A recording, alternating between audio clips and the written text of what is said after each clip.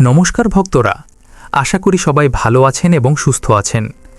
আজকের পর্বের আলোচ্য বিষয় চৈত্র অমাবস্যার সম্পূর্ণ সময়সূচি। অমাবস্যা মানেই যে সবকিছু খারাপ, এই ধারণা সম্পূর্ণ ভুল। পূর্ণিমার মতোই অমাবস্যার সঙ্গে আধ্যাত্মিক গুণের সম্পর্ক রয়েছে। কোনো কোনো অমাবস্যা তিথিতে মা কালীকে বিশেষ একটি রূপে পূজা করা হয়। অমাবস্যাকে নতুন চন্দ্রমাসের সূচনা বলেও মনে করা হয়। বিশেষ এই তিথিতে নানা উপায় মেনে চললে খুব ভালো ফল পাওয়া যায় এবং জীবনে সমস্ত কাজে সাফল্য আসে। তো চলুন বন্ধুরা, আজকের ভিডিওতে আমরা জেনে নেব চৈত্র অমাবস্যা কবে পড়েছে, সম্পূর্ণ সময়সূচি পঞ্জিকা অনুসারে, অমাবস্যা তিথি কখন শুরু হচ্ছে, কখন শেষ হচ্ছে, অমাবস্যার ব্রত, উপবাস এবং নিশি পালন কবে রয়েছে, কালী পুজো কবে করবেন, পূজা পাঠের সঠিক সময় বা শুভ সময় কি রয়েছে, এছাড়াও এই অমাবস্যায় গঙ্গা স্নান এবং দানের শুভ সময় কি রয়েছে, অমাবস্যা পালনের নিয়ম, অমাবস্যার পূজা পদ্ধতি কি রয়েছে, এই অমাবস্যায় কি করবেন না, কি খাবেন না, সমস্তটাই রয়েছে আজকের ভিডিওতে। চলুন বন্ধুরা, দেরি না করে ভিডিওটি শুরু করা যাক। যদি আমাদের চ্যানেলে নতুন হয়ে থাকেন, অবশ্যই চ্যানেলটি সাবস্ক্রাইব করে এবং ভিডিওতে একটি লাইক করে শেষ পর্যন্ত সাথে থাকবেন। আশা করি ভিডিওটি আপনাদের জন্য খুবই গুরুত্বপূর্ণ হবে। ভিডিওটির মূল পর্বে যাওয়ার আগে যারা মা কালীর ভক্ত রয়েছেন তারা অবশ্যই কমেন্ট বক্সে লিখবেন জয় মা কালী। ভিডিও শুরুতেই আমরা জেনে নেব এই চৈত্র অমাবস্যা তিথি আপনারা কেন পালন করবেন। হিন্দু পঞ্জিকা অনুসারে চৈত্র মাসের কৃষ্ণপক্ষের শেষ দিনটিকে চৈত্র অমাবস্যা বলা হয়। অমাবস্যা হলো একটি পবিত্র সময় যখন চাঁদ অদৃশ্য হয়ে যায় এবং বায়ুমণ্ডলে একটি বিশেষ আধ্যাত্মিক শক্তি প্রবেশ করে। সনাতন ধর্মে প্রতিটি অমাবস্যা তাৎপর্যপূর্ণ, তবে চৈত্র মাসের অমাবস্যা পূর্বপুরুষদের কাছে প্রার্থনা, স্নান, দান এবং আত্মশুদ্ধির জন্য বিশেষভাবে শুভ ফল দেয় বলে বিবেচিত। এই তারিখটি পূর্বপুরুষদের প্রতি কৃতজ্ঞতা প্রকাশ এবং তাদের আশীর্বাদ গ্রহণের একটি অনন্য সুযোগ। এছাড়াও অন্যান্য অমাবস্যা তিথির মতোই এই অমাবস্যা তিথিতেও আপনারা মা কালীকে অবশ্যই পূজা করবেন। বাড়ির ঠাকুর ঘরে মা কালীর ছবি বা মূর্তি থাকলে সেই মূর্তিতে আপনারা অবশ্যই জবা ফুলের মালা অথবা জবা ফুল, অপরাজিতার মালা ইত্যাদি অর্পণ করবেন। চলুন জেনে নেওয়া যাক এবার অমাবস্যা তিথি কখন থেকে শুরু হচ্ছে। 18ই মার্চ তেসরা চৈত্র বুধবার সকাল 7:46 থেকে শুরু হচ্ছে অমাবস্যা তিথি। 19শে মার্চ চৌঠা চৈত্র বৃহস্পতিবার সকাল 6:56 পর্যন্ত থাকছে অমাবস্যা তিথি। অর্থাৎ চৈত্র অমাবস্যা পালনের নিয়ম রয়েছে উদয় তিথি অনুযায়ী চৌঠা চৈত্র 19শে মার্চ বৃহস্পতিবার। এই দিনেই কিন্তু অমাবস্যার ব্রত, উপবাস এবং পূজাপাঠ করতে হবে। আগের দিন অর্থাৎ বুধবার 18ই মার্চ এই দিন নিশি পালন রয়েছে। বাসন্তী নবরাত্রির ব্রতরাম্ভ এই দিনেই হবে। যেহেতু আমরা আগেই জেনেছি এই তিথিতে পূর্বপুরুষদের উদ্দেশ্যে শ্রাদ্ধকর্ম, তর্পণ, গঙ্গা স্নান ইত্যাদি শুভ কাজ করা হয়, তাই আপনারা কখন করবেন এই গঙ্গা স্নান? সূর্যোদয়ের পর থেকে সকাল 6:56 মধ্যে চৌঠা চৈত্র বৃহস্পতিবার 19শে মার্চ এই দিনে আপনাদেরকে গঙ্গা স্নান করতে হবে।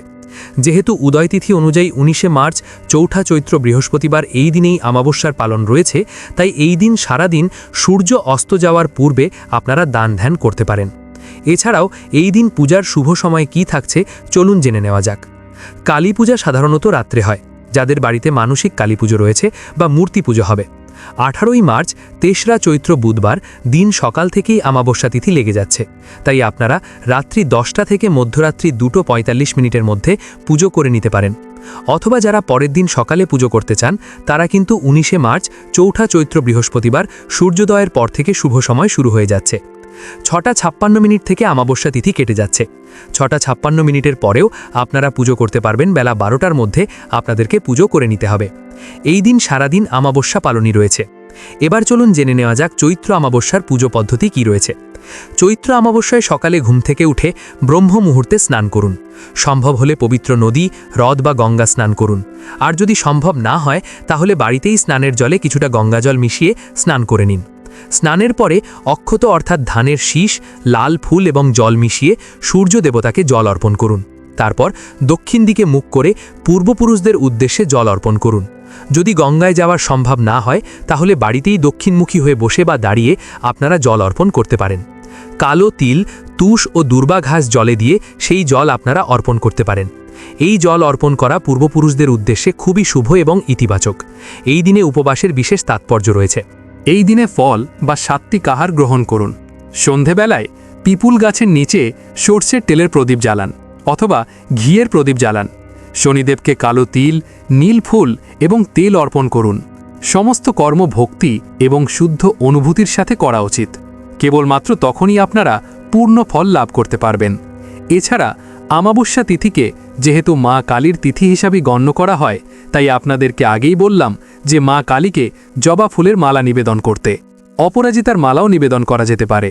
তার সাথে 5 রকমের মিষ্টি এবং নিজের হাতে তৈরি করা ভোগ মাকে দিতে পারলে কিন্তু মা খুব সন্তুষ্ট হবেন। এছাড়া 5 রকম মৌসুমি ফলও দিতে পারেন। আমাবস্যার দিন অবশ্যই উপবাস রাখতে হবে, তবে নির্জলা উপবাস রাখার দরকার নেই।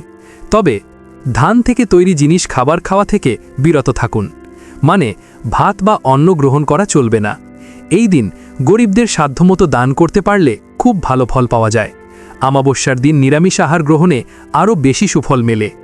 মা কালী পুজোর সময় প্রথমেই কিন্তু আপনারা নৈবেদ্যগুলি সমস্ত কিছু সাজিয়ে রাখবেন এবং তারপর হাতে একটি জবা ফুল আর বেলপাতা নেবেন চন্দন সহযোগে। মন্ত্র উচ্চারণ করবেন ওম ক্রিং কালিকায় নমঃ। এই মন্ত্রটি উচ্চারণ করে মায়ের পায়ে ফুলটি রাখবেন।